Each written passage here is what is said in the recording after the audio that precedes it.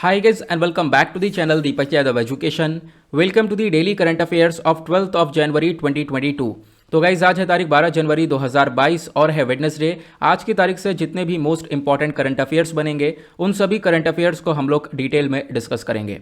तो चलो शुभारंभ करते हैं। लेकिन उससे पहले गाइज अगर आप लोगों को इस लेक्चर का पीडीएफ चाहिए तो नीचे डिस्क्रिप्शन बॉक्स में आप सभी लोगों को टेलीग्राम का लिंक दिया गया है, वहां से जाकर आप लोग इस लेक्चर के पीडीएफ को डाउनलोड कर सकते हो। और ये है मेरी Instagram ID Deepak Yadav education. चाहो तो आप लोग मुझे यहाँ पर फॉलो कर सकते हो और अपनी जितनी भी क्वेरीज हैं मुझसे यहाँ पर पूछ सकते हो। बाय द वे दोनों ही चीज़ों का लिंक आपको नीचे डिस्क्रिप्शन बॉक्स में प्रोवाइड करवा दिया गया है।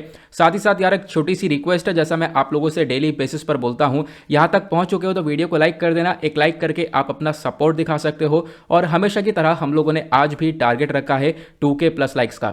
और जैसे कि आप लोगों को मालूम है ये वीडियो यूपीएससी और स्टेट पीएससी के पॉइंट ऑफ व्यू से बहुत इंपॉर्टेंट होता है। इनफैक्ट इस वीडियो के अंदर अगर आप लोग देखोगे तो प्रीलिम्स और मेंस दोनों को लेकर काफी सारा इंपॉर्टेंट डिस्कशन किया जाता है, ठीक है। क्योंकि यहां पर हम लोग रेगुलरली इस वीडियो के अंदर काफी सारे फैक्ट्स को डिस्कस करते हैं जो कि आपको डेफिनेटली प्रीलिम्स में हेल्प करेंगे। साथ ही साथ काफी सारी डिटेलिंग डिस्कस की जाती है जो कि आपको मेंस आंसर राइटिंग में हेल्प करेगी। नाउ आगे बढ़ते हैं। और इस वीडियो के अंदर वन वर्ड क्वेश्चंस भी मैंने लास्ट में लगा रखे हैं, इसको शेयर करूंगा मैं आपके साथ लास्ट में। इनको सॉल्व करने की कोशिश करना। इन सभी के आंसर्स इस वीडियो में आपको मिल जाएंगे। इनको डिस्कस करने का पर्पस यही है कि आप लोग वीडियो को अच्छे से सुनो, क्योंकि अच्छे से सुनोगे तो यहां पर इनको सॉल्व भी कर पाओगे। और उसके बाद कल भी इसी प्रकार से क्वेश्चंस को पूछा गया था, मैं आपको इसके आंसर्स बता देता हूं ताकि आप लोग चेक कर सको। कल पहला क्वेश्चन आप लोगों से पूछा गया था, according to information handling service market report, इस रिपोर्ट के अकॉर्डिंग भारत जापान को ओवरटेक करेगा as Asia second largest economy. ये कौन से साल तक होने वाला है? वो है 2030 तक। अगला क्वेश्चन आप लोगों से पूछा गया था, हमारे संविधान के अंदर कौन से आर्टिकल में मेंशन किया गया है यूनिफॉर्म सिविल कोड को लेकर? तो वह आर्टिकल 44। नेक्स्ट क्वेश्चन आपसे पूछा गया था, हाल ही में मिनिस्ट्री ऑफ पावर ने सक्सेसफुली एक योजना के या फिर एक स्कीम के 7 साल पूरे करे हैं और उस स्कीम का पर्पज है एलईडी लाइट्स को सेल करना और डिस्ट्रीब्यूट करना। उसका नाम है Ujala, Unnat Jyoti by affordable LEDs for all. Next question आपसे पूछा गया था, स्पेन जो है भारत का एक लार्जेस्ट ट्रेडिंग पार्टनर है यूरोपियन यूनियन के अंदर, लेकिन कौन से नंबर पर आने वाला है? तो वो है 7th लार्जेस्ट ट्रेडिंग पार्टनर। अगला क्वेश्चन आपसे पूछा गया था, जो महाकाली रिवर है इसको हम लोग एक और नाम से भी जानते हैं, उस नाम को यहां पर बोला जाता है शारदा रिवर। अगला क्वेश्चन आप लोगों से पूछा गया था, हमारे भारतीय संविधान के अंदर कौन से आर्टिकल में मेंशन किया गया है कि हम लोग अपने रिलीजन को बिल्कुल फ्रीडमली, एक तरीके से फ्रीली प्रैक्टिस कर सकते हैं किसी भी रिलीजन को, या फिर उसका प्रसार भी कर सकते हैं? तो वो है आर्टिकल 25। आई होप आप लोगों ने इन सभी के आंसर्स काफी अच्छे से दिए होंगे। नाउ स्टार्ट करेंगे आज का डिस्कशन को। यह है आज का सबसे पहला आर्टिकल, बहुत इंपॉर्टेंट आर्टिकल है। और जैसे तो मैं आप लोगों को डेली बेसिस पर बोलता हूं, पहले तो वही बोलना चाहूंगा, अगर आप लोग नोट्स को प्रिपेयर करना चाहते हो तो साथ ही साथ मेरे साथ प्रिपेयर कर सकते हो। अदरवाइज इसका पीडीएफ मैं आपको प्रोवाइड करवा दूंगा। जब भी आप लोग को टाइम मिले इस पीडीएफ में से इंपॉर्टेंट पॉइंट्स को अपने नोट्स में इनकॉर्पोरेट कर लेना। कौन कौन से पॉइंट्स को नोट्स में इनकॉर्पोरेट करना है वो भी मैं आप लोग को साथ ही साथ बताता हुआ चलूंगा, तो आपको इतनी भी हेल्प यहां पर मिल जाएगी। तो पहला आर्टिकल इकोनॉमी का है। तो मैंने यहां पर ये चीजें मेंशन नहीं करी हैं कौन से जीएस पेपर से रिलेट करेगा, क्योंकि मैं लगभग 1 साल से इसको मेंशन करता हुआ आ रहा हूं। तो अब मैंने सोचा कि आप लोग भी चीजों को थोड़ा सा अपने आप ध्यान रखने की कोशिश करो। तो फिलहाल तो मैं आपको बता देता हूं, चलो कोई बात नहीं है। ये आर्टिकल हमारा जीएस पेपर 3 इकोनॉमी के पॉइंट ऑफ व्यू से इंपॉर्टेंट होने वाला है, क्योंकि आप लोग को मालूम है जीडीपी हो गया, ठीक है, जीडीपी का एस्टिमेशन हो गया, ये सब हमारा इकोनॉमी के पोर्शन के अंदर ही आता है। तो हुआ क्या है, देखो अपडेट ये है कि जीडीपी को लेकर फर्स्ट एडवांस एस्टीमेट आया है, जिसको हम लोग बोलते हैं एफएई। तो एफएई होता क्या है, बहुत इंपॉर्टेंट कॉन्सेप्ट और कुछ नया सीखोगे डेफिनेटली। तो यहां पर अगर हम लोग बात करें न्यूज में क्यों है, क्योंकि हाल ही में ministry of statistics and programme implementation, जिसको हम लोग मॉस्पी बोलते हैं, ठीक है, इन्होंने क्या किया है, फर्स्ट एडवांस एस्टीमेट को रिलीज किया है, जिसको हम लोग एफएई बोल रहे हैं। और ये जो फर्स्ट एडवांस एस्टीमेट है ये रिलीज किया गया है साल 2021 और 22 वाला, और इसको करंट ईयर बोला गया है। अब आप कहोगे करंट ईयर क्यों, ये तो साल 2022-23 चल रहा है। तो नहीं, अगर आप लोग फाइनेंशियल ईयर के हिसाब से बात करोगे तो होता क्या है, एक साल कब स्टार्ट होता है, अप्रैल में स्टार्ट होता है और 31 मार्च को खत्म होता है ना। आपको मालूम होगा इसके बारे में, ये यहां पर जनरल सी बात है। तो ये जो साल 2021-22 है, तो डेफिनेटली ये साल 2021 में 1 अप्रैल को स्टार्ट हुआ था, तो अभी खत्म नहीं हुआ है। अब ये जो मार्च आएगा उसमें यहां पर ये साल खत्म होगा। क्लियर हुआ? तो उसी वजह से यहां पे बोला गया है ये जो पूरा डेटा है जीडीपी का, वो यहां पर इस करंट ईयर का है, ठीक है। इस करंट ईयर का मतलब साल 2021-22 का यहां पर एक तरीके से एक फर्स्ट एडवांस एस्टीमेट है। एस्टीमेट मतलब एक अंदाजा लगाया जा रहा है, ठीक है। और इसी रिपोर्ट के अकॉर्डिंग बात करें, जो इंडिया की जीडीपी है that is gross domestic product, ये ग्रो करेगी 9.2% से इन दिस करंट ईयर। जो कि साल 2021-22 है, जो मैंने अभी आप लोगों को ऊपर बताया। ठीक है, तो ये बेसिकली एक एस्टिमेशन दे रहे हैं कि भारत की जो जीडीपी है, gross domestic product, that will be grow by 9.2%। Clear हुआ? आगे बढ़ते हैं। अब सबसे पहला कॉन्सेप्ट तो यही आता है यार, जीडीपी क्या होती है। काफी बार मैंने आपको बता दिया है, आपको रट भी चुका होगा। मैं यहां पर एक फॉर्मूला लिख देता हूं, फिर उसके बाद हम लोग वापस से इसके पास आएंगे। ठीक है, वापस इस टॉपिक पर आएंगे, क्योंकि मैं आप लोगों को जीडीपी के साथ साथ आज ये भी बताऊंगा रियल जीडीपी और नॉमिनल जीडीपी के बीच में क्या डिफरेंस होता है। इसमें बहुत सारे लोगों को कंफ्यूजन होता है, तो मैं आपको आज ये कंफ्यूजन बिल्कुल जड़ से क्लियर करवा दूंगा। आपको कभी भी यहां पर प्रॉब्लम नहीं होगी जीडीपी समझने में। क्लियर हुआ? अभी उस पर टॉपिक पर हम वापस आएंगे। पहले हम लोग बात करते हैं इस रिपोर्ट के बारे में। तो मैंने आपको बताया इस रिपोर्ट ने क्या पब्लिश किया है, एफएई। अब एफएई के बारे में बात करते हैं। जो फर्स्ट एडवांस एस्टीमेट है, इसको सबसे पहली बार इंट्रोड्यूस किया गया था, लाया गया था 2016 और 17 के बीच में। क्लियर हुआ? और इसको हम लोग हर साल पब्लिश करते हैं, ध्यान सुनना, इसको हर साल पब्लिश करते हैं in the first week of January. ठीक है, जनवरी के पहले सप्ताह में हर साल इसको पब्लिश किया जाता है। अब ये होता क्या है, ये बेसिकली फर्स्ट ऑफिशियल एस्टीमेट होता है। मैंने जैसा बताया एक अंदाजा लगाया जा रहा है, यहां पर सिर्फ और सिर्फ एक जीडीपी का एक्सपेक्टेशन की जाती है कि इस पर्टिकुलर ईयर के अंदर हमारी जीडीपी कितनी तेजी से ग्रो होगी या फिर कितने प्रतिशत तक ग्रो हो सकती है। तो यहां पर सिर्फ और सिर्फ एक एस्टिमेशन किया जाता है, जैसा कि इसका नाम ही हमें इंडिकेट करता है, फर्स्ट एडवांस एस्टिमेट। क्लियर हुआ? ये चीज यहां पर मेंशन करी गई। तो यहां पर अगर हम बात करें तो ऑब्वियसली बात है, पूरे साल का यहां पर एक कैलकुलेट करके हम लोग को एक आगे के लेवल का बताता है, तो एक तरीके से काफी लंबा प्रोसेस लग जाता है और एकदम मतलब लंबा चौड़ा ये डेटा हम लोग को देखने को मिल जाता है। फिलहाल हम लोग अब मेन टॉपिक पर आते हैं कि चलो हम समझ गए कि हाँ ये हमें जीडीपी बताएगा एग्जैक्टली एक्सपेक्टेशन के तौर पर कि हाँ हम लोग की एस्टिमेशन जीडीपी इतनी होगी, इतने परसेंट से हम लोग ग्रो करेंगे, हमारी जीडीपी ग्रो होगी। लेकिन मुद्दा यह है कि इसका सिग्निफिकेंस क्या है, इसका इंपॉर्टेंस क्या होगा। ठीक है, अब इसका इंपॉर्टेंस ये होगा, देखो जो ये एफएई है, ये यहां पर हम लोग को जब जीडीपी बताएगा तो इससे जो हमारी फाइनेंस मिनिस्ट्री है वो यहां पर उस डेटा का इस्तेमाल कर सकती है। कैसे इस्तेमाल करेगी कि जो अगले साल का बजट होगा ना, उसको कैसे अलोकेट करना है, कहां कहां सेक्टर पर कितना कितना पैसा लगाना है, वो हम अपने जीडीपी के एस्टिमेशन के अकॉर्डिंग कर सकते हैं। सिंपल सा मतलब है, क्यों? क्योंकि बजट आगे के लिए हम डिस्कस कर रहे हैं। आपको मालूम होगा बजट किस लिए डिस्कस किया जा रहा है कि इस साल के अंदर हम लोग कौन कौन से सेक्टर में कितना कितना पैसा खर्चने वाले हैं। तो क्या होगा, हम लोग जब हमारे पास एक जीडीपी का एस्टिमेशन होगा तो उसके हिसाब से हम लोग अपना पूरा बजट को जो है अच्छे से एनालाइज करके उसको आगे इंप्लीमेंट करेंगे। क्लियर हुआ? तो बजट मेकिंग प्रोसेस के अंदर यहां पर सबसे ज्यादा इंपॉर्टेंट होता है नॉमिनल जीडीपी। ठीक है, तो आपको ध्यान रखना है बजट के लिए कौन सी जीडीपी लगती है, वो लगती है नॉमिनल जीडीपी। हमेशा हम लोग नॉमिनल जीडीपी को देखते हैं। ठीक है, बाद में इसको कैलकुलेट करा जाता है रियल जीडीपी में, तो आपको ये भी ध्यान रखना है। तो रियल जीडीपी और नॉमिनल जीडीपी दोनों को यहां पर काम होता है। अब इन दोनों के बीच में आखिरकार डिफरेंस क्या होता है मैं आपको समझाता हूं। ठीक है, जो रियल जीडीपी होती है बेसिकली ये nominal GDP minus inflation rate होता है। सब कुछ दिमाग से ऊपर जा रहा होगा इन दोनों के बीच में, तो यहां पर कोई बात नहीं, मैं आपको अभी क्रिस्टल क्लियर करवाता हूं। मैंने कहा था टॉपिक पर आते हैं। तो मैंने आपको बताया जीडीपी का फुल फॉर्म, सॉरी इसका एक फॉर्मूला है। फॉर्मूला जरूर ध्यान रखना, हमेशा जब भी जीडीपी कहीं पर भी क्वेश्चन में पूछा जाए पटक के फॉर्मूला मारना। ठीक है, ये क्या है, C प्लस आई प्लस जी प्लस एक्स माइनस एम, मतलब C से कंजम्पशन प्लस I से इन्वेस्टमेंट प्लस G से गवर्नमेंट एक्सपेंडिचर प्लस X से एक्सपोर्ट प्लस माइनस उसके बाद इंपोर्ट। ठीक है, जिसको हम लोग नेट एक्सपोर्ट बोलते हैं। तो यहां पर क्या हुआ, consumption plus investment plus government plus expenditure, जो आपका एक्सपोर्ट माइनस इंपोर्ट हो गया। ये सारी चीजें कंट्री के अंदर चल रही हैं। ठीक है, एक साल के अंदर यहां पर ये सारी एक्टिविटीज कितनी चल रही हैं, इन्हीं सब चीजों को कैलकुलेट किया जाता है कि कंट्री के अंदर कितना कंजम्पशन हुआ है, कितना इन्वेस्टमेंट हुआ है, सरकार ने कितना पैसा खर्चा है, कितना एक्सपोर्ट हुआ है, कितना इंपोर्ट हुआ है। यही चीजें तो देखी जाएंगी, इन्हीं चीजें के बेसिस पर तो हमारी इकोनॉमी चलती है। तो इन्हीं का टोटल यहां पर हमारा जीडीपी कहलाता है। क्लियर हुआ? जिसको हम लोग ग्रॉस डोमेस्टिक प्रोडक्ट बोलते हैं। अब ये जो जीडीपी है ये दो पार्ट में आपको देखने को मिलेगी। वो कौन से पार्ट में है, एक होती है नॉमिनल जीडीपी और एक होती है रियल जीडीपी। अब इसको हम लोग समझने की कोशिश करते हैं। पहली चीज तो हम लोग यहां पर नॉमिनल जीडीपी को समझते हैं। देखो नॉमिनल जीडीपी की एक सिंपल सी डेफिनेशन होती है, it refers to an estimate of the total value of economy, production and services usually considered over a 1 year period. और बेसिकली यहां पर nominal GDP is calculated at present market prices. कहोगे नहीं समझ में आया, देखो नंबर बिल्कुल सिंपल सा मतलब है कि नॉमिनल जीडीपी का एक फॉर्मूला याद रखना, नंबर ऑफ गुड्स परचेज्ड, मैं यहां पर लिख देता हूं number of goods produced into present market prices. ठीक है, आपने जितना प्रोडक्शन किया है उसको मल्टीप्लाई कर दो मार्केट प्राइसेस से। अब इसका मतलब क्या है, देखो इसका मतलब यह है नॉमिनल जीडीपी के अंदर हम लोग एक एग्जाम्पल लेके समझते हैं। ठीक है, मान लो कि जो हमारा पिछला वाला साल था, साल 2021 वाला, तो मान लो यहाँ पर हम लोगों ने बिस्किट्स का प्रोडक्शन किया, ठीक है, यहाँ मान लो हमने बिस्किट्स का प्रोडक्शन किया, 40 बिस्किट्स को बनाया। अब ये जो 40 बिस्किट्स बनाए, इसमें से जो एक बिस्किट का प्राइस है वो बेसिकली यहाँ पर 10 रुपीज़ आपको देखने को मिल जाएगा, ठीक है। एक बिस्किट का प्राइस कितना है, 10 रुपीज़ है, और हमने 40 बिस्किट को बनाया। अब एक चीज़ और लेते हैं, उसके बाद क्या है, उसके बाद मान लो हमने बुक्स भी कुछ प्रोड्यूस करी हैं, ठीक है। हमने बुक्स कितनी प्रोड्यूस करी, लगभग 30 बुक्स प्रोड्यूस करी हैं, और एक बुक का जो प्राइस है वो लगभग 20 रुपीज़ है, ठीक है। तो ये कह सकते हो आप।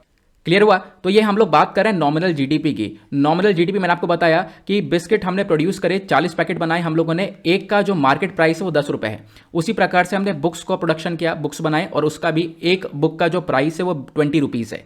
अब इसको हम लोग बात करें तो क्या कर सकते हैं, हम इसको इनटू कर सकते हैं, क्योंकि मैंने आपको बताया नंबर ऑफ गुड्स प्रोड्यूस, जो हमने प्रोड्यूस किया है उसको हम लोग मल्टीप्लाई करेंगे मार्केट प्राइस से, जो मार्केट में रेट चल रहा है, ठीक है। तो यहाँ पर बिस्किट्स की बात करें तो 40 × 10 कर सकते हो, ठीक है, 400 हुआ। और उसके बाद यहाँ पर बुक्स की जब हम प्राइसेस की बात करते हैं तो यहाँ पर हम लोग क्या कर सकते हैं, 30 × 20 कर सकते हैं, क्योंकि यहाँ पर हमने देखा इसको, ठीक है। तो यहाँ पर ये 600 हुआ, तो यहाँ पर 400 + 600 कितना हुआ, ये हो गया हमारा 1000, ठीक है। तो यही होती है हमारी नॉमिनल जीडीपी। क्लियर हुआ। नॉमिनल जीडीपी मतलब जितना भी प्रोडक्शन हमने किया है करंट ईयर के अंदर, ठीक है, उसको बस खाली मल्टीप्लाई कर दो, क्या रेट चल रहा है मार्केट के अंदर, उसको हम लोग बोलते हैं नॉमिनल जीडीपी। अब रियल जीडीपी क्या होती है, देखो रियल जीडीपी के अंदर भी यही होता है, जो आपका नंबर ऑफ गुड्स प्रोड्यूस्ड होता है उसको भी आप मल्टीप्लाई करते हो, लेकिन कौन से रेट से, आप यहां पर इस रेट से मल्टीप्लाई नहीं करोगे, जो करंट रेट है उससे मल्टीप्लाई नहीं करोगे, यहां पर आपको बेस ईयर देखना होता है, बेस ईयर, ठीक है। अब आपको बेस ईयर क्या होता है, तो आपको याद होगा काफी बार हम लोग बेस ईयर के बारे में डिस्कशन करते हैं, मतलब कि जीडीपी के अंदर याद होगा जो बेस ईयर है वो 2011-12 का लिया जाता है, पहले 2004-5 लिया जाता था, है ना। अब ये 2011-12 लिया जाता है कि 2011-12 के अंदर ये बेसिकली प्राइस कितना था, ठीक है। तो उस प्राइस के हिसाब से हम लोग मल्टीप्लाई करते हैं, बस इतना सा डिफरेंस है। आई होप आप लोग क्लियर कर चुके होंगे और जिंदगी भर नहीं भूलोगे। नॉमिनल जीडीपी के अंदर क्या होता है, हम लोग बस खाली जो मार्केट प्राइस है, करंट प्राइस, उसके ऊपर ध्यान देते हैं, और रियल जीडीपी के अंदर हम लोग क्या करते हैं, बेस ईयर वाला जो प्राइस है, जो 2011-12 वाला प्राइस है, उसके ऊपर हम लोग ध्यान देते हैं। क्लियर हो चुका है। इसको हम लोग नॉमिनल जीडीपी और रियल जीडीपी के तौर पर देखते हैं। आगे बढ़ते हैं। क्लियर हुआ। अब यहां पर मैंने आपको बताया एफई के बारे में, यहां पर जीडीपी को देखा जाता है, दोनों ही जीडीपी का एक महत्वपूर्ण रोल रहता है। आपने दोनों जीडीपी के बारे में सीख लिया। नाउ अब ये जो रिपोर्ट है मॉस्पी वाली, ठीक है, अब इन्होंने यहां पर बताया कि जो भी हमारा ये एफएई है, ठीक है, फाइनेंशियल एडवांस एस्टीमेट है, इसका जो कैलकुलेशन है वो किस बेसिस पर होता है। एफएई आखिर हम लोग कैलकुलेट किस बेसिस पर करते होंगे, तो मैं आपको बताता हूं। देखो यहां पर बहुत सारी चीजें देखी जाती हैं, बहुत सारी चीज़ें, जैसे कि हमारा आईआईपी होता है, इंडेक्स ऑफ इंडस्ट्रियल प्रोडक्शन होता है, ठीक है। उसके बाद यहाँ पर हम लोग क्रॉप प्रोडक्शन देखते हैं कि फसलों का कितना प्रोडक्शन हुआ है, ठीक है, ये सारी चीज़ें देखी जाती हैं। हमारा फाइनेंशियल परफॉर्मेंस कितना अच्छा रहा है ये भी देखा जाता है। पैसेंजर्स की थ्रू यहाँ पर कितना पैसा आया है रेलवे के अंदर, ठीक है, एयर कार्गो के अंदर कितना पैसा आया है, तो ये सारी चीज़ें हम लोग देख पाते हैं, कितना सामान हम लोगों ने भेजा है। तो यहाँ पर ये सारी चीज़ें देखी जाती हैं, उसके बेसिस पर हम लोग यहाँ पर ये डेटा तैयार करते हैं कि हाँ भाई जीडीपी हमारी इतनी होने वाली है, तो ये डेटा का इस्तेमाल किया जाता है। क्लियर हुआ कि हमने कितना सामान बेचा है, कितना हम लोगों ने यहाँ पर व्हीकल का डेटा लिया जाता है, ये सारी चीज़ों की मैंने आपको बताई, फसलों वगैरह का डेटा भी यहाँ पर देख लिया जाता है। क्लियर हुआ। इसके बेसिस पर हम लोग यहाँ पर इस जीडीपी को, यानी ये हमारा जो एफएई है, इसको तैयार करते हैं। अब जो ये डेटा कैलकुलेशन है, हम लोग डेटा कैलकुलेट तो कर लेते हैं, लेकिन दिक्कत भी है इसके अंदर। दिक्कत ये है चीज़ें आगे बदल जाती हैं, ठीक है। हम लोग देख पाते हैं इसके अंदर कोई भी स्टेबिलिटी नहीं है, चीज़ें बदल भी जाती हैं, तो इसकी वजह से कंसर्न देखने को मिलता है। जैसे कोविड-19 पैंडेमिक की वजह से फ्लक्चुएशंस देखने को मिलते हैं, तो इसकी वजह से भी काफ़ी सारे कंसर्न हो जाते हैं। तो ये छोटी सी प्रॉब्लम है, बाकी सारी चीज़ें यहाँ पर आप देख पाओगे एफएई के अंदर अलग से मेंशन करी गई, मैंने आपको बता दिया है। क्लियर हुआ। आई होप आप लोगों ने एफएई को सीख लिया, क्या होता है एफएई। उसके बाद नेक्स्ट आर्टिकल पर आते हैं, लेकिन उससे पहले फटाफट लाइक कर देना, लाइक करना भूल गए होंगे। यहाँ पे बात की गई है सिटीजनशिप अमेंडमेंट एक्ट के बारे में, ठीक है। अब ये एक्ट चर्चा में है, तो मैं आपको इस एक्ट के बारे में कुछ फैक्चुअल सी इन्फॉर्मेशन दे दूंगा, उसके ऊपर ध्यान देना, ठीक है। हाँ, उससे पहले आप यहाँ पर हमने जो डिस्कस किया एफएई, इसके बारे में क्या जान सकते हो, तो आपको नोट्स के अंदर जीडीपी को मेंशन करना है, जहाँ पर भी आप जीडीपी के जहाँ पर भी आप इकोनॉमी के नोट्स बना रहे हो, जीडीपी को मेंशन करना, नॉमिनल जीडीपी और रियल जीडीपी को अच्छे से समझ लेना, उसको लिख लेना, जैसे मैं आपको एज अ एग्जाम्पल के तौर पर समझाया है, उसको आप लोग नोट डाउन कर सकते हो। प्लस एफएई को भी यहाँ पर लिख लेना, ठीक है। एफएई क्या होता है हमारा, इसके बारे में जान लेना, आपसे क्वेश्चन बन सकता है। क्लियर हुआ। बस इतनी सी इन्फॉर्मेशन यहाँ पर लिखनी है, ज़्यादा डिटेल में नहीं जाना है। आपको जो नोट्स बनाने हैं वो 5-6 लाइन के अंदर यहाँ पर एक आर्टिकल का बनाना है। जैसे हमने अभी पूरा आर्टिकल डिस्कस किया, इसमें से मुश्किल से 4-5 लाइन निकाल लेना, अदरवाइज ज़्यादा डिटेल, ज़्यादा सारी चीज़ें ऐसे छापने की जरूरत नहीं है। क्लियर हुआ। जो अगला आर्टिकल है यहाँ पर बात की गई है सीएए के बारे में, तो हम लोग इसके बारे में डिस्कशन करते हैं, लेकिन उससे पहले हम बात करते हैं चर्चा में क्यों है। चर्चा में इसलिए है क्योंकि हाल ही में जो मिनिस्ट्री ऑफ होम अफेयर्स है, इन्होंने यहाँ पर बोला था कि जो सिटीजनशिप अमेंडमेंट एक्ट है, देखो बेसिकली इसको अमेंडमेंट करने के बारे में चर्चा की गई थी, 2019 में लाया गया। अब क्या हुआ, इसकी एक डेडलाइन को बताया गया था कि भाई हम लोग इस एक्ट को पूरी तरह से नोटिफाई कर देंगे, पूरी तरह से लागू करेंगे, लेकिन यहाँ पर इसकी एक डेडलाइन जो है लगातार आगे बढ़ती जा रही है। अभी 7 जनवरी की इसकी डेडलाइन थी कि भाई अब जो सिटीजनशिप अमेंडमेंट एक्ट है ना, इसको नोटिफाई किया जाएगा, इसके अंदर जो भी रूल्स एंड रेगुलेशंस हैं उसको नोटिफाई करके इसको पूरी तरह से लागू किया जाएगा। लेकिन हो क्या रहा है, यहाँ पर अभी भी इस डेडलाइन को आगे बढ़ा दिया है, ये बार बार डेडलाइन को आगे बढ़ा दिया जा रहा है, तो अभी भी यहाँ पर आप कह सकते हो रूल्स को नोटिफाई करने के बारे में चर्चा नहीं की गई है। तो यही एक यहाँ पर न्यूज़ आ रही है कि मिनिस्ट्री ऑफ होम अफेयर्स ने अभी डेडलाइन को और आगे बढ़ा दिया है। ठीक है, अभी यहाँ पर रूल्स को नोटिफाई अभी तक नहीं किया गया सिटीजनशिप अमेंडमेंट एक्ट 2019 के। अब मैंने इस वजह से इस आर्टिकल को लगाया क्योंकि काफ़ी लंबे समय हो चुका है सीएए को डिस्कस किए हुए, तो इसके बारे में आपको बता दूं। सबसे पहली बात, जो ये सिटीजनशिप अमेंडमेंट एक्ट है, इसका मतलब क्या है, ये आपको सिटीजनशिप प्रोवाइड करवाता है। ठीक है, नागरिकता प्रोवाइड करवाता है रिलीजन के बेसिस पर। ये बहुत इंपॉर्टेंट वर्ड है, रिलीजन के बेसिस पर आपको यहाँ पर ये सिटीजनशिप देता है। लेकिन ये किन को देता है, 6 अनडॉक्यूमेंटेड नॉन मुस्लिम कम्युनिटीज़ को। ठीक है, जो नॉन मुस्लिम कम्युनिटीज़ हैं, और नॉन मुस्लिम कम्युनिटीज़ कौन सी, 6 कम्युनिटी हैं, वो हैं हिंदूज, सिख, बुद्धिस्ट, जैन, पारसी और क्रिश्चियन। इनको यहाँ पर ये सिटीजनशिप अमेंडमेंट एक्ट के तौर पर ये सिटीजनशिप प्रोवाइड करवाई जाती है। अब ये कहाँ से आते हैं, ये लोग जो कि मैंने आपको बताया ना, जो 6 लोग हैं, ये पाकिस्तान, अफगानिस्तान और बांग्लादेश से, ठीक है, इन कंट्रीज से बिलोंग करते हैं। ठीक है, तो ये अगर 6 कम्युनिटीज़ हैं तो इनको सिटीजनशिप प्रोवाइड करवाई जाएगी इस एक्ट के अंदर, लेकिन इनको इन कंट्रीज से जो भी मुस्लिम्स होंगे उनको सिटीजनशिप यहाँ पर प्रोवाइड नहीं करवाई जाएगी। क्लियर हुआ। और एग्जैक्टली किन लोगों को प्रोवाइड करवाई जाएगी, तो मान लो यहाँ पर मैंने आपको बताया ये जो 6 कम्युनिटीज़ हैं, हिंदू, सिख, बुद्धिस्ट, जैन, पारसी और क्रिश्चियन, ये यहाँ पर पाकिस्तान, अफगानिस्तान, बांग्लादेश से आते हैं भारत के अंदर। कब, लगभग यहाँ पर 31 दिसंबर 2014 से पहले, या फिर 31 दिसंबर 2014 को आते हैं, या फिर इससे पहले आते हैं, तो उन सबको यहाँ पर ये सिटीजनशिप देने के बारे में चर्चा करता है। क्लियर हुआ। लेकिन यहाँ पर एक कुछ एग्जाम्पशन भी है, मतलब कुछ लोगों को छोड़ा गया है। किन लोगों को, कि मान लो यहाँ पर इन कम्युनिटीज़ के अंदर कुछ ऐसे लोग हैं जिनके ऊपर क्रिमिनल केस चल रहा है। अब क्रिमिनल केस कौन से एक्ट के अंदर चल रहा होगा, फॉरेनर एक्ट 1946 या फिर पासपोर्ट एक्ट 1920। तो अगर इन एक्ट के अंदर में इन व्यक्ति में से, ठीक है, जो कि एंटर हो रहे हैं भारत के अंदर, तो यहाँ पर अगर इनके ऊपर कोई क्रिमिनल केस चल रहा है तो उनको ये सिटीजनशिप नहीं दी जाएगी। तो आपको ध्यान रखना है, उन लोगों को यहाँ पर एग्जम्प्ट किया गया है, उन लोगों को यहाँ पर हटाया गया है। ठीक है, अब यहाँ पर देखो सिटीजनशिप अमेंडमेंट एक्ट को लेकर काफ़ी सारे एडिटोरियल पब्लिश हुए थे, आप लोगों को मालूम होगा, काफ़ी सारे एडिटोरियल्स का हम लोग द हिंदू न्यूज़पेपर में डिस्कशन करते रहते हैं, ऑथर काफ़ी सारी चीज़ें लिखते हैं। तो यहाँ पर सीएए को लेकर कंसर्न्स बताए जाते हैं कि आखिरकार यहाँ पर सीएए को लेकर कुछ कंसर्न्स, कुछ इश्यूज आखिरकार क्या हैं। तो पहला इशू क्या है, टारगेटिंग अ पर्टिकुलर कम्युनिटी। बोला जाता है कि हाँ भाई सीएए के अंदर एक पर्टिकुलर कम्युनिटी को टारगेट किया जा रहा है। ठीक है, आप लोग समझ गए होंगे यहाँ पर क्या है कि मुस्लिम्स को एक्सक्लूड किया गया है, दैट इज वाई यहाँ पर इस पर्टिकुलर कम्युनिटी को टारगेट किया जा रहा है। उसके बाद यहाँ पर क्या है, दूसरा इशू, दूसरा कंसर्न निकल कर आता है इशूज इन नॉर्थ ईस्ट। मतलब कि यहाँ पर कहीं ना कहीं जो सीएए है ये एक तरीके से भिड़ जाता है असम अकॉर्ड ऑफ 1985 से। असम अकॉर्ड ऑफ 1985 से सीएए का एक कॉन्फ्लिक्ट देखने को मिलेगा।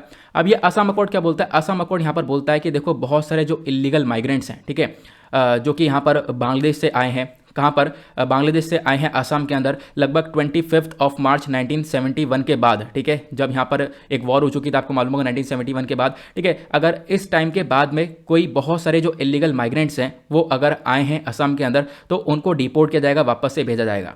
तो आप कह सकते हो कहीं ना कहीं कॉन्फ्लिक्ट में है, क्योंकि दूसरी तरफ सीएए के अंदर हम लोग बात कर रहे हैं सिटीजनशिप देने की, और यहाँ पर जो असम अकॉर्ड है ये बात कर रहा है लोगों को वापस से डिपोर्ट करने की, वापस से जहाँ से आए वो लोग उनको भेजने की। ठीक है, तो इसकी वजह से भी आप कह सकते हो एक कॉन्फ्लिक्ट यहाँ पर देखने को मिलता है। तीसरा यहाँ पर प्रॉब्लम क्या है, आपके फंडामेंटल राइट के अगेंस्ट में ये चीज़ें जा रही हैं। जैसे कि हमारे संविधान का जो आर्टिकल 14 है वो क्या बात करता है, आर्टिकल 14 हम लोग को गारंटी देता है राइट टू इक्वालिटी की। ठीक है, ये एप्लीकेबल है सभी लोगों के ऊपर, चाहे हम सिटीजन्स हो चाहे फॉरनर हो, सभी लोगों के ऊपर ये एप्लीकेबल है। तो कहीं ना कहीं आप कह सकते हो आर्टिकल 14 का एक वोलेशन होता है। ये काफ़ी सारे कंसर्न्स हम लोग को देखने को मिलते हैं सीएए के रिगार्डिंग, आपको ध्यान रखना है। ठीक है, तो मैंने आपको दिखाया कि अभी क्या है ना, बहुत सारी जो कम्युनिटीज़ है वो एक तरीके से यहाँ पे आती हैं। जैसे कि मैंने आपको असम अकॉर्ड के बारे में बताया तो बहुत सारे लोग यहाँ पर आपको देखने को मिलेंगे कि बांग्लादेश के बाद यहाँ पर बहुत सारे लोग आए हैं असम के अंदर, तो उनको डिपोर्ट किया जाएगा, वो जो कि मैं आप लोगों को बता चुका हूँ, ज़्यादा यहाँ पर कुछ भी नहीं है। उसके बाद नेक्स्ट पॉइंट क्या है, नेक्स्ट इशू है डिस्क्रिमिनेटरी इन नेचर। मतलब कि देखो इंडिया के अंदर बहुत सारे और भी आपको शरणार्थी देखने को मिलेंगे, बहुत सारे रेफ्यूजीज़ देखने को मिलेंगे, जैसे कि तमिल्स देखने को मिलेंगे श्रीलंका के। ठीक है, उसके बाद हिंदू रोहिंग्या आपको देखने को मिलेंगे जो कि म्यांमार से आए हैं, ठीक है। यहाँ पर आपको मालूम होगा म्यांमार के अंदर भी एक बहुत बड़ा इंसिडेंट हुआ था, रैखाइन स्टेट के अंदर। यहाँ पर रोहिंग्या कम्युनिटी रहती है, इनको यहाँ पर भगा दिया गया था। तो यहाँ पर आप कह सकते हो ये लोग भी एंटर करे हैं इंडिया के अंदर इधर से। तो ये चीज़ें यहाँ पर देखने को मिली है। तो यहाँ पर आप देख सकते हो कि जो ये रोहिंग्या हैं ये भी आए, लेकिन क्या हुआ, अब ये जो CAA है, ठीक है, इस CAA के अंदर ना ही तमिल्स को कवर किया गया है, ना ही हिंदू रोहिंग्या कम्युनिटी को कवर किया गया है। तो कहीं ना कहीं यहाँ पर इसमें भी एक भेदभाव हो गया। तो एक इशू ये आ जाएगा कि डिस्क्रिमिनेटरी वाला जो नेचर है वो देखने को मिल जाएगा इस सिटीजनशिप अमेंडमेंट एक्ट के अंदर, क्योंकि यहाँ पर काफ़ी सारे लोग और भी आए हुए हैं, तो उनको यहाँ पर इस एक्ट के अंदर कवर नहीं किया गया है। उसके बाद जो एडमिनिस्ट्रेशन है उसके अंदर भी काफ़ी सारी प्रॉब्लम्स आज के टाइम पर देखने को मिलेंगी, क्योंकि यहाँ पर क्या हुआ है कि ये बहुत ज़्यादा डिफिकल्ट है सरकार के लिए कि वो इलीगल माइग्रेंट्स या फिर कोई जो परसिक्यूटेड है उन लोग के बीच में एक डिफ्रेंशिएट कर सकें, ठीक है। तो इनके बीच में यहाँ पर डिफ्रेंशिएट करना काफ़ी मुश्किल है। तो इसी वजह से यहाँ पर ये भी कहीं ना कहीं सिटीजनशिप अमेंडमेंट एक्ट का एक कंसर्न देखने को मिलेगा। उसके बाद यहाँ पर क्या होता है, कहीं ना कहीं यहाँ पर कुछ कंट्रीज के साथ जो हमारे बायलैटरल टाइज है वो खराब होते हुए नजर आएंगे, क्योंकि ये जो एक्ट है बेसिकली ये यहाँ पर एक रिलीजियस कम्युनिटीज़ के ऊपर यहाँ पर पूरी तरह से ध्यान दे रहा है, ठीक है। तो यहाँ पर आप कह सकते हो हम लोग पाकिस्तान, अफगानिस्तान और बांग्लादेश की बात करते हैं कि इन एरिया से अगर कोई आता है, ठीक है, तो उनको यहाँ पर ये सिटीजनशिप अमेंडमेंट एक्ट के अंदर सिटीजनशिप दी जाएगी, लेकिन पर्टिकुलर 6 कम्युनिटीज़ को हमने मुस्लिम्स को यहाँ पर एक्सक्लूड किया है। तो इससे क्या हो सकता है, यहाँ पर इन तीनों कंट्रीज़ के साथ जो बायलैटरल टाइज हैं वो कहीं ना कहीं थोड़े से खराब हो सकते हैं, ऐसा यहाँ पर बताया गया। क्लियर हुआ? आई होप आप लोग सिटीजनशिप अमेंडमेंट एक्ट के बारे में समझ चुके होंगे। आपको करना क्या है, CAA के बारे में आपको 2-4 लाइनें लिखनी है, फिर उसका कंसर्न्स में सिर्फ हेडिंग लिख लेना, ठीक है। ज़्यादा डिटेलिंग में जाने की जरूरत नहीं है, क्योंकि आपको हेडिंग मैंने समझा दी है। हेडिंग देखोगे तो आपको हमेशा याद रहेगा। नोट्स में बस खाली इतना इंकॉर्पोरेट करना। तो पहला आर्टिकल आपका तैयार हो गया, आपको 5 लाइन के अंदर तैयार करना है। दूसरा आर्टिकल भी आपको 5 लाइन के अंदर तैयार करना है। इस प्रकार से नोट्स को बनाना होता है, ठीक है। अगर पूरा लिखने लगे तो फिर हो गया काम। यहाँ पर आपको देख पाओगे CA को लेकर प्रीलिम्स में कोई क्वेश्चन आता है तो आप सॉल्व कर पाओगे, मेंस में कोई क्वेश्चन आता है तो कंसर्न्स वगैरह आप लोग यहाँ पर बता पाओगे, ठीक है।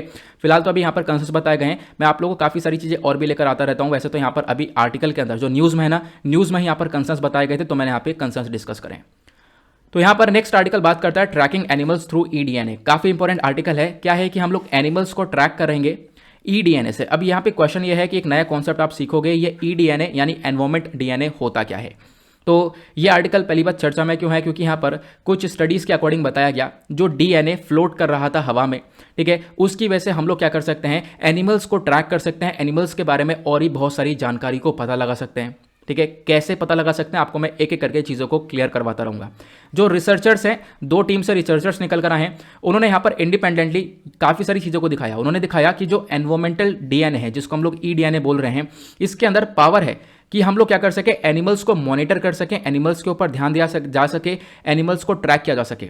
तो ये आखिरकार EDNA है क्या, देखो होता क्या है। EDNA हम किसको बोलते हैं, एनिमल्स क्या करते हैं, अपना जो DNA है उसको गिरा देते हैं। मतलब गिराने का मतलब है आप कह सकते हो कहीं पर सलाइवा जो होता है, जो कि एक तरीके से लार बोलते हैं, थूक कहते हैं, ठीक है, वो यहाँ पर कहीं गिर गया, या किसी एनिमल का फर गिर गया है, ठीक है, या किसी एनिमल ने मल कर दिया है, ठीक है, किसी एनिमल का मल यहाँ पर इधर उधर है, तो क्या होगा, इन सब चीज़ों के अंदर कहीं ना कहीं DNA प्रेजेंट है।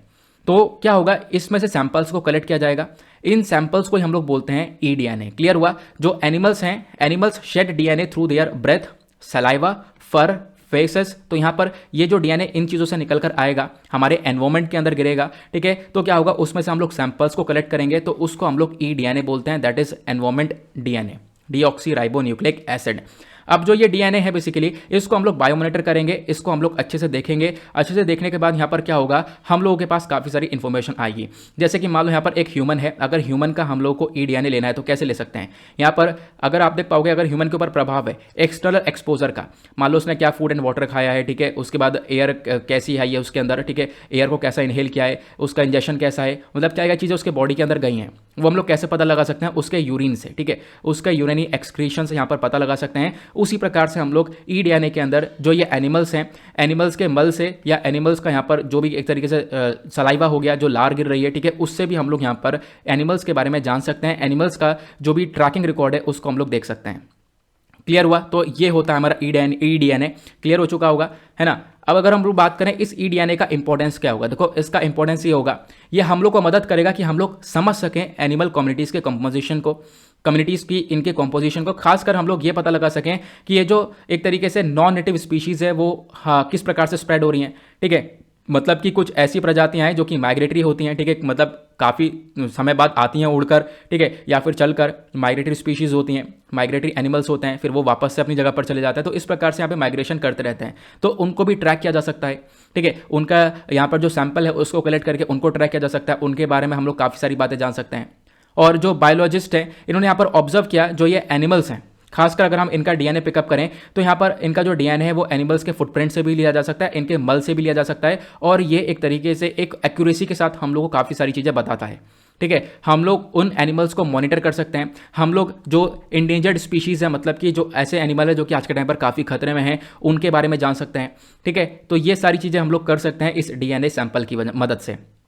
उसके बाद क्या बताया गया, ये कहीं ना कहीं क्या करेगा, ये माइग्रेटरी जो बर्ड्स होती हैं, ठीक है, माइग्रेटरी बर्ड्स जैसे कि मैंने आपको बताया काफ़ी दूर से आती हैं उड़कर, थोड़े समय तक रहती हैं, जैसे कि अभी रिसेंटली चिलिका लेक के बारे में चर्चा की गई थी। चिलिका लेक आपको कौन से राज्य में देखने को मिलेगी, पहला क्वेश्चन तो आप लोगों से यह है, ठीक है। तो वहाँ पर काफ़ी सारी माइग्रेटरी बर्ड्स आती हैं, ठीक है। अब क्या होगा, वहाँ से हम लोग कुछ डीएनए ले सकते हैं, तो इससे क्या होगा, जो माइग्रेटरी बर्ड्स हैं उनके बारे में जान सकते हैं हम लोग, उनके फ्लाइंग पैटर्न के बारे में जान सकते हैं, ठीक है, और भी बहुत सारी चीज़ों के बारे में जान सकते हैं। क्या ऐसा पहली बार हो रहा है? तो नहीं, हम लोग पहले भी यहाँ पर कुछ इंसेक्ट्स हैं, कुछ कीड़े मकोड़े हैं, उनका डीएनए ऐसे ले चुके हैं और उनके ऊपर भी टेस्टिंग कर चुके हैं, ठीक है। तो अपने आप में बहुत इंपॉर्टेंट है। और यहां पर ये जो पूरा का पूरा वाइल्ड लाइफ इकोसिस्टम है, देखो ये लगातार बढ़ रहा है और आज के टाइम पर क्लाइमेट चेंज का एक बहुत बड़ा इंपैक्ट पड़ रहा है, ठीक है। तो हम लोग ये भी जान सकते हैं क्लाइमेट चेंज का एग्जैक्टली इन एनिमल्स के ऊपर क्या इंपैक्ट पड़ रहा है, उनका जो डीएनए होगा उससे हम लोग पता लगा सकते हैं कि क्लाइमेट चेंज क्या, मतलब क्लाइमेट चेंज की वजह से कौन कौन से एनिमल्स कितनी कितनी प्रॉब्लम फेस कर रहे हैं। जैसे हम लोग ह्यूमन के यूरिन से जो है चीज़ों को पता लगा सकते हैं, उस प्रकार से यहाँ पर जो ये एनिमल्स हैं इनके ईडीएनए से हम लोग ये चीज़ें पता लगा सकते हैं।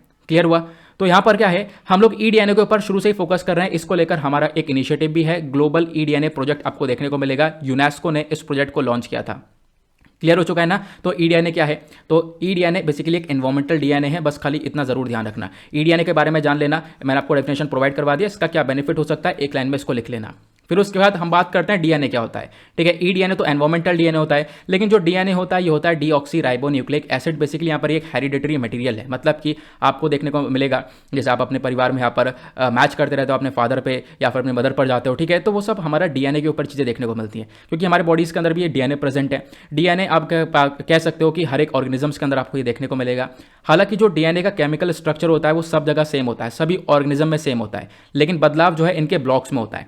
देखो डीएनए का स्ट्रक्चर कुछ इस प्रकार से देखने को मिलता है, ठीक है। जैसे आप लोग देख पा रहे हो यहाँ पर ये डीएनए होता है, ठीक है, ये प्रॉपरली आपको डीएनए देखने को मिलेगा, लेकिन इनके अंदर कुछ ब्लॉक्स होते हैं, ठीक है। ये डीएनए सभी इंसान के अंदर सेम मिलेगा, सभी ऑर्गेनिजम्स के अंदर बिल्कुल ऐसा देखने को मिलेगा, लेकिन होता क्या है, इनके ब्लॉक्स के अंदर चेंजेस होते हैं, कुछ इस प्रकार से अलग अलग ब्लॉक्स होते हैं, ठीक है। मैंने आपको बताया कि यहाँ पर इनके बेसिस होते हैं, पेयर्स होते हैं, डबल डबल स्टैंडर्ड्स होते हैं, बीच में यहाँ पर ब्लॉक आपको देखने को मिलेगा, ठीक है। ये ब्लॉक यहाँ पर इनका अलग अलग होता है, और इन ब्लॉक की अलग अलग होने की वजह से आप देख पाओगे डीएनए के अंदर भी काफ़ी सारे चेंजेस देखने को मिल जाते हैं।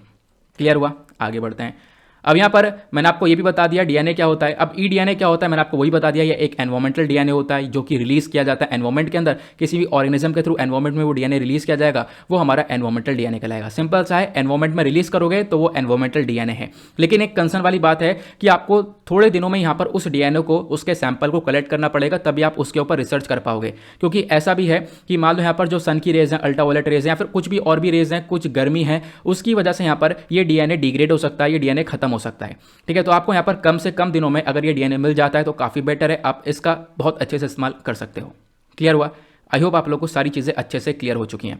अगला आर्टिकल बात करता है meeting emissions norms coal based power plants को लेकर। तो यहाँ पर भी काफ़ी कुछ नया डिस्कस करने वाले हैं। एक रिपोर्ट आई है जिसने काफ़ी कुछ यहाँ पर बताया है।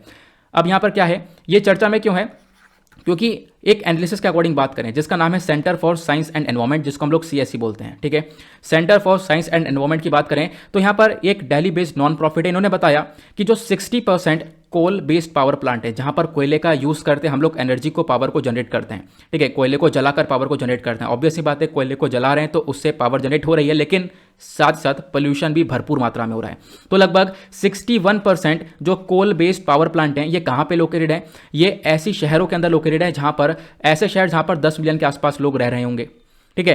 तो मतलब कि आज के टाइम पर ये कंसर्न वाली बात है कि काफी सारे लोग रह रहे हैं उस जगह पर, और उन्हीं जगह पर ये सारे पावर प्लांट्स लोकेटेड हैं।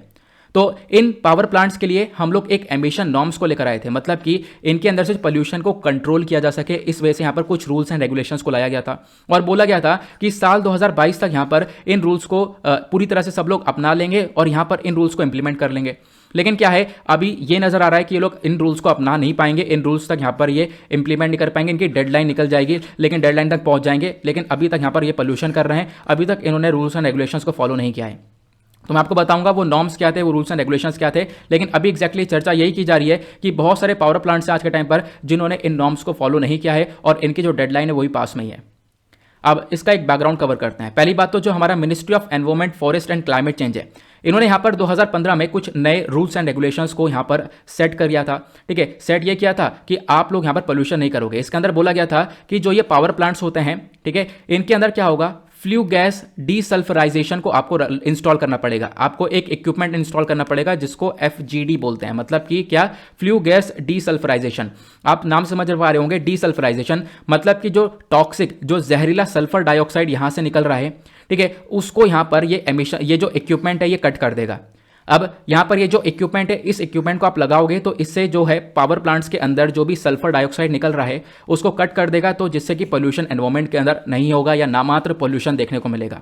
ये यहां पर बोला गया था कि आपको ये सारे इक्विपमेंट्स लगाने हैं, ये बताया गया था। लेकिन आज के टाइम पर बहुत सारे शहरों के अंदर ये पावर प्लांट्स लोकेटेड है जहां पर अच्छी खासी आबादी है, पोल्यूशन दबा कर रहे हैं, लेकिन इन्होंने यहां पर इन इक्विपमेंट्स को इंस्टॉल नहीं किया है। यही यहां पर एक कंसर्न है और इसकी डेडलाइन रखी गई है साल 2022 की एंडिंग, और अभी तक यहां पर आप देख पाओगे किसी ने भी इस प्रकार की इंप्लीमेंटेशन नहीं की है, जिसकी वजह से यहां पर हो सकता है आने वाले टाइम पर यह डेडलाइन भी क्रॉस हो। हालांकि यहां पर हम लोग बार बार डेडलाइन को क्रॉस कर जा रहे हैं, लेकिन अभी भी यहां पर सुधार कोई नजर नहीं आ रहा है। अगर हम लोग इस इक्विपमेंट्स को लगा लेते हैं तो काफी हद तक चीजें बदल जाएंगी। जो शहर के अंदर लोग रह रहे हैं उनको भी प्रॉब्लम्स कम होंगी, क्योंकि सल्फर डाइऑक्साइड अपने आप में खतरनाक है और यह सल्फर डाइऑक्साइड को कट किया जा सकता है इस इक्विपमेंट की मदद से। अब मैंने आपको बताया कैटेगरी ए के अंदर कौन से हैं ऐसे शहर जहां पर 10 लाख से ज़्यादा लोग रह रहे हैं। ठीक है, यहाँ ऐसे शहर जहां पर, एक सेकंड, 10 लाख से ज़्यादा रह रहे हैं, मैंने अभी देखा नहीं कितना लिखा हुआ था, मुझे याद नहीं आ रहा, जहां पर, हाँ बिल्कुल 10 लाख से ज़्यादा लोग यहां पर रह रहे हैं। ठीक है, उन शहरों के अंदर लगभग 61% ऐसे कोल बेस्ड पावर प्लांट हैं जो कि लोकेटेड हैं और जिन्होंने अपना रूल्स एंड रेगुलेशंस को फॉलो नहीं किया है। उसके बाद कैटेगरी बी के अंदर भी बहुत सारे पावर प्लांट्स आते हैं। कैटेगरी बी के अंदर लगभग 68 पावर प्लांट्स आते हैं जो कि यहां पर इंस्टॉल करे गए हैं, और कैटेगरी सी के अंदर लगभग 449 पावर प्लांट्स आते हैं। ये सारे पावर प्लांट्स वो हैं जिन्होंने अभी तक अपनी डेडलाइन तक पहुंच तो रहे हैं, लेकिन अभी तक इन्होंने इन रूल्स एंड रेगुलेशंस को फॉलो नहीं किया है। इन्होंने अपना वो जो इक्विपमेंट है FGD, उस इक्विपमेंट को यहां पर नहीं लगाया है। तो ये यहां पर बताया गया, ये मैंने आपको दिखा दिया कि कौन कौन से कैटेगरी के अंदर है। अब अगर इसमें से बात करें कौन कौन से राज्य टॉप पर आएंगे, डिफॉल्टर कौन कौन देखने को मिलेंगे, तो डिफॉल्टर के अंदर आता है महाराष्ट्र, तमिलनाडु, मध्य प्रदेश, छत्तीसगढ़, आंध्र प्रदेश। ये मेन डिफॉल्टर्स आपको देखने को मिलेंगे। यहां पर बिल्कुल भी रूल्स एंड रेगुलेशंस को फॉलो नहीं किया जा रहा है। इन्होंने यहां पर इस इक्विपमेंट को जो FGD है इसको नहीं इंस्टॉल किया है। ये आप देख पाओगे, डेटा भी इन्होंने प्रोवाइड करवाया है। ये जो रेड वाले आपको बार दिख रहे हैं, ये रेड वाले बार वो हैं जिन्होंने यहाँ पर आप कह सकते हो रूल्स एंड रेगुलेशंस को फॉलो किया है, और बाकी जो ये छोटे वाले बार आपको नजर आ रहे होंगे, सॉरी ये ब्लू वाले जो बार हैं इन्होंने तो रूल्स एंड रेगुलेशंस को फॉलो किया है, और रेड वाले बार इन्होंने रूल्स एंड रेगुलेशंस को फॉलो नहीं किया है। मतलब आप देख पाओगे बहुत सारी यहाँ पर चीज़ें देखने को मिल रही हैं। कितनी कितनी कैपेसिटी तक, मतलब ये कैपेसिटी आपको बताई गई है। एक पावर प्लांट की मान लो 4000 कैपेसिटी है, एक पावर प्लांट की मान लो 12000 कैपेसिटी है, तो 12000 कैपेसिटी वाले में महाराष्ट्र के अंदर कितने लोगों ने यहाँ पर रूल्स एंड रेगुलेशंस को फॉलो किया है, कितने लोगों ने नहीं किया है, वो चीज़ें यहाँ पर मेंशन की गई हैं। क्लियर हुआ? तो यहां पर ध्यान दो सिर्फ मेजर डिफॉल्टर्स के ऊपर। तो महाराष्ट्र, तमिलनाडु, मध्य प्रदेश, छत्तीसगढ़, आंध्र प्रदेश, इनके अंदर चीज़ों को सॉल्व नहीं किया जा रहा है। लगभग 17 इंडियन स्टेट्स है, 17 यहाँ पर ऐसे राज्य देखने को मिलेंगे जहां पर आपको थर्मल पावर स्टेशंस देखने को मिलेंगे। ठीक है, जहां पर कोयले को जलाकर पावर को जनरेट किया जा रहा है, लेकिन वो लोग भी अभी तक यहाँ पर इन रूल्स एंड रेगुलेशंस को फॉलो नहीं कर पाए। लेकिन आसाम को यहाँ पर एक्सेप्ट किया गया है, मतलब आसाम के अंदर चीज़ें फॉलो की गई हैं, लेकिन दूसरे स्टेट्स के अंदर फॉलो नहीं की गई हैं। अब आपका क्वेश्चन होगा तो इनके ऊपर पेनल्टी लगानी चाहिए। ठीक है, इन पावर प्लांट्स पर आप पेनल्टी लगाओगे तभी ये लोग इस इक्विपमेंट्स को फॉलो करेंगे, इन इक्विपमेंट्स को लगाएंगे। तो देखो बिल्कुल पेनल्टी लगाई गई है, लेकिन पेनल्टी यहाँ पर इनको इतनी भारी नहीं पड़ती जितना इस इक्विपमेंट्स को लगाना भारी पड़ जाता है। मतलब कि पेनल्टी तो ये लोग चुका देते हैं, पेनल्टी को चुकाना इनके लिए काफ़ी आसान है। यहाँ पर ये बोला गया पेनल्टी को आराम से चुका रहे हैं, लेकिन जो ये इक्विपमेंट की कॉस्ट है, जो FGD वाला इक्विपमेंट है जो कि सल्फर को काटेगा, सल्फर डाइऑक्साइड को, तो यहाँ पर क्या है, इसको लगाने में काफ़ी खर्चा आ रहा है। तो इसकी वजह से यहाँ पर आज के टाइम पर ये पावर प्लांट्स चीज़ों को फॉलो नहीं कर पा रहे हैं। ये आज के टाइम पर एक सबसे बड़ी प्रॉब्लम आपको नजर आएगी। क्लियर हुआ? तो ये चीज़ यहाँ पर बताई गई है। तो आपका एक क्वेश्चन होगा तो एनवायरमेंट कंपनसेशन को देना चाहिए, इन पावर प्लांट्स को कुछ कंपनसेशन प्रोवाइड करवाना चाहिए जिसके बेसिस पर ये लोग इक्विपमेंट लगाएं। बिल्कुल हमने कंपनसेशन भी देने की कोशिश करी लेकिन कंपनसेशन भी बहुत ज़्यादा कम रहा, मतलब कि इक्विपमेंट्स जो है वो काफ़ी महंगे पड़ गए और आप कह सकते हो कॉस्टली पड़ गए, जो कि यहाँ पर ये पावर प्लांट्स नहीं लगा पा रहे हैं और कंपनसेशन भी कहीं ना कहीं फेल मार गया। तो चीज़ें ही फेल मार गई हैं, इसके अंदर हम लोग को कुछ और सोचना पड़ेगा। ठीक है, तो आप लोग क्या सोच सकते हो नीचे कमेंट सेक्शन में आप लोग जरूर बताना। इन सल्फर को कट करने के लिए यहाँ पर हम लोग क्या कर सकते हैं, या फिर इन इक्विपमेंट्स को अगर इन पावर प्लांट्स में लगाना है, लोगों की जो जान बचानी होगी, आसपास शहरों के अंदर ये पावर प्लांट्स लोकेटेड हैं, तो हम लोग क्या कर सकते हैं एज ए एडमिनिस्ट्रेटर, आप लोग क्या कर सकते हो नीचे कॉमेंट सेक्शन में जरूर बताना। ठीक है, ठीक है, यहाँ क्योंकि यहाँ पर कंपनसेशन भी फेल मार गया है तो एक सिंपल सा क्वेश्चन ये हो सकता है, आंसर ये हो सकता है कि कंपनसेशन को इंक्रीज कर दिया जाए, है ना, ये चीज़ हो सकती है। लेकिन और क्या हो सकता है आप लोग ये भी जरूर बताना। उसके बाद मैंने आपको बताया कि ये सल्फर डाइऑक्साइड पोल्यूशन के बारे में सबसे ज़्यादा चर्चा हो रही है, क्योंकि ये पोल्यूशन ही तो सबसे मेन है, इस पोल्यूशन को काटने के बारे में तो सबसे ज़्यादा चर्चा की जा रही है, तो इसके बारे में ज़रूर जान लेना।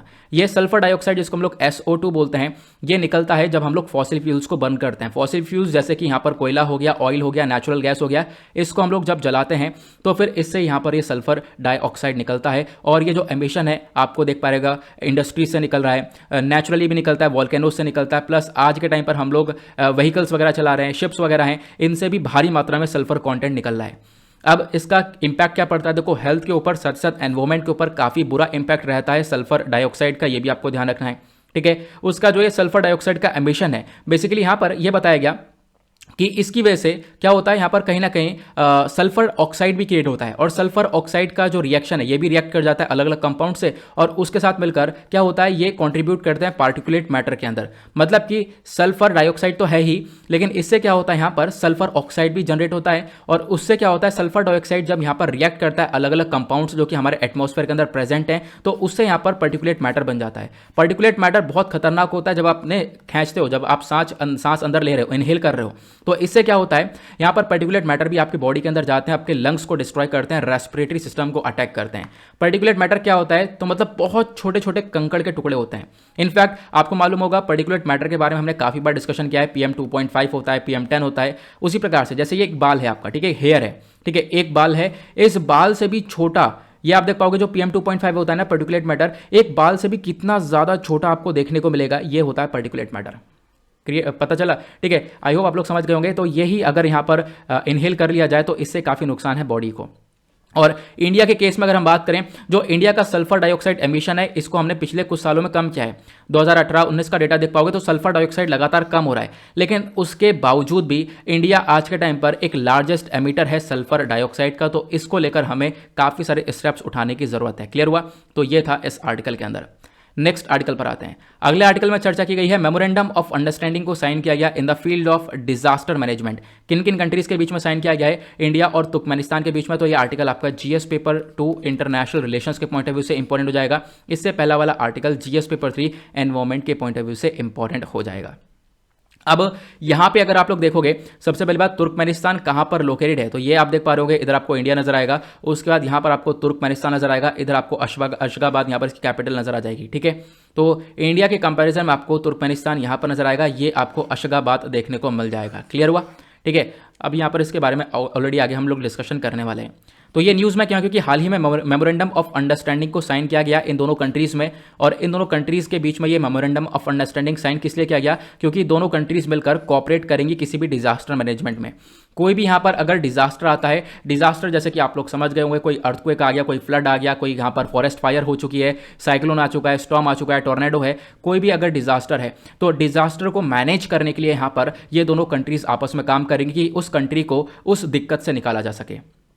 क्लियर हुआ? अगर आप लोग तुर्कमेनिस्तान को थोड़ा सा जूम करके देखोगे इस मैप को, तो इसके इर्द गिर्द कौन कौन सी कंट्रीज देखने को मिलेंगी, मतलब कि इसकी नेबरिंग कंट्रीज कौन कौन सी देखने को मिलेंगी। उज्बेकिस्तान है, कजाकिस्तान है, ईरान नीचे आपको देखने को मिलेगा, इधर आपको अफगानिस्तान नजर आएगा। ठीक है, तो ये इसकी नेबरिंग कंट्रीज हैं, इसके बारे में आप लोग जरूर ध्यान रख सकते हो। यह हुआ तुर्कमेनिस्तान के बारे में। इससे क्या होगा, इससे दोनों कंट्रीज के बीच में जो रिलेशन है काफी इंप्रूव होंगे। और इस प्रकार का एग्रीमेंट क्या पहली बार भारत ने साइन किया है किसी कंट्री के साथ, तो ऐसा बिल्कुल भी नहीं है।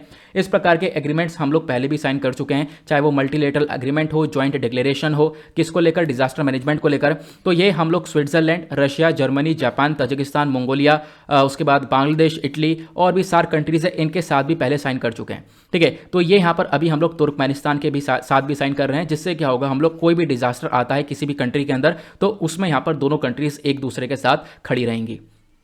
अगर हम लोग इंडिया तुर्कमेनिस्तान के रिलेशंस के बारे में बात करें तो आप लोग नोट डाउन करना, ठीक है, क्योंकि कल हम लोगों ने बात की थी इंडिया स्पेन के रिलेशंस के बारे में, इंडिया नेपाल के रिलेशंस के बारे में। आज हम लोग इंडिया तुर्कमेनिस्तान के रिलेशंस के बारे में भी डिस्कस करेंगे। अगर इन दोनों के रिलेशंस को हम लोग देखें, जो तुर्कमेनिस्तान है वो एक काफ़ी बड़ा बॉर्डर शेयर करता है कजाकिस्तान के साथ, उज्बेकिस्तान के साथ, उसके बाद अफगानिस्तान के साथ, ईरान के साथ। वो मैंने भी आपको थोड़ी देर पहले लोकेशन इसी वजह से दिखा दिया था। उसके बाद इंडिया आज के टाइम पर सेंट्रल एशिया को कनेक्ट करने के बारे में चर्चा करता है, बिल्कुल, क्योंकि एक सबसे बड़ी प्रॉब्लम हमारे सामने यही आती है कि हम लोग सेंट्रल एशिया को कनेक्ट नहीं कर पाते। जैसे आप लोग ये देख पाओगे, एक सेकंड, मैंने एक और मैप यहाँ पर लगा रखा है, वो मैप मुझे नजर आ नहीं रहा है, ठीक है, कोई बात नहीं, हम लोग इसको यहीं से समझ सकते हैं। मान लो यहाँ पर आपको ये इंडिया नजर आएगा, अब ऊपर सेंट्रल एशिया आपको ये नजर आएगा, ठीक है। पहले तो इधर आपको पाकिस्तान नजर आएगा, पीछे हमारे पाकिस्तान है और पाकिस्तान से पीछे अफगानिस्तान है। सेंट्रल एशिया के अंदर आपको ये कंट्रीज देखने को मिलेंगी, तुर्कमेनिस्तान, उज्बेकिस्तान, तजिकिस्तान, किर्गिस्तान और ऊपर कजाकिस्तान, ठीक है। ये यहाँ पर आप देख पाओगे 5 नेशन से सेंट्रल एशिया के अंदर है, और तुर्कमेनिस्तान भी एक सेंट्रल एशियन कंट्री है। भारत हमेशा से ही फोकस ये रख रहा है कि हम लोग इन कंट्रीज के साथ अपने रिलेशंस को डेवलप कर सकें। हमारे सामने एक चैलेंज ये आता है कि हम लोग अच्छे से इनके साथ कनेक्टिविटी नहीं बना पाते। क्यों? क्योंकि यहाँ पर आप देख पाओगे अफगानिस्तान के साथ थोड़ा सा बॉर्डर है हमारा, फिर उसके बाद पाकिस्तान के साथ और अफगानिस्तान के साथ, और यहाँ पर पीओके वाला रीजन आ जाता है, पाकिस्तान ऑक्यूपाइड कश्मीर वाला, जो कि पाकिस्तान ने कब्जा रखा है। इसकी वजह से हम लोग यहाँ पर अच्छे से कनेक्टिविटी नहीं बना पाते हैं इन कंट्रीज़ के साथ। ये हमारे लिए सबसे बड़ा चैलेंज रहता है। तो उसके बाद यहाँ पर आप देख पाओगे हम लोगों ने तुरंत लगभग तभी से ही फोकस करना चालू किया कि हम लोग सेंट्रल एशिया के साथ अपने कनेक्टिविटी को बनाएं, और काफ़ी सारे लिंकेजेस हम लोगों ने किए हैं, चाहे वो एनर्जी का सेक्टर हो, चाहे वो अलग अलग सेक्टर हो, उसके अंदर हमने यहाँ पर काफ़ी अग्रीमेंट भी किए हैं, मैं आपको बताऊंगा। तो इंडिया ने क्या किया था, अशगाबाद अग्रीमेंट को ज्वाइन किया था। अब ये अशगाबाद अग्रीमेंट क्या है? देखो, अशगाबाद अग्रीमेंट भी एक ऐसा अग्रीमेंट है जहां पर एक कॉरिडोर है, वो कॉरिडोर लिंक करता है सेंट्रल एशिया को पर्शियन गल्फ से, ठीक है। यहां पर आप ट्रेड, जो व्यापार है, जो इन्वेस्टमेंट है, वो कर सकते हो। देखो, ये आपको अशगाबाद एग्रीमेंट देखने को मिलेगा।